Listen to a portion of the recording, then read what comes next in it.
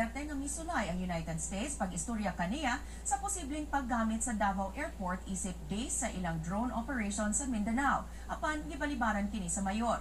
Mato ni Duterte dugay nang gisulayan sa US pag-awhag sa dakbayan panahon pa nga naglingkod isip mayor sa dakbayan ang iyang anak nga si Sara Duterte. Apan gibalibaran sa kini ni Sara. Dili buot ni Duterte mahimong kabahin sa drone program sa Amerika ang dakbayan. Kontrobersyal ang drone program sa Amerika tungod sa katakos ni ini nga makapatay og mga kaaway sa Amerika sa lain-laing bahin sa kalibutan. Gipaluyuhan sab ni Vice Mayor Paulo Duterte ang pamahayag sa iyang amahan. Mato ni Paulo walay makuha ang dakbayan sa drone program sa Amerika. Sulti ang mayor nga di siya musugot na magbutang diri drone sa mga Amerikano.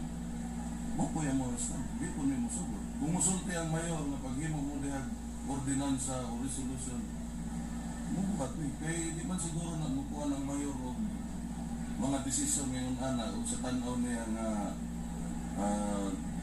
dili mayo sa Davao.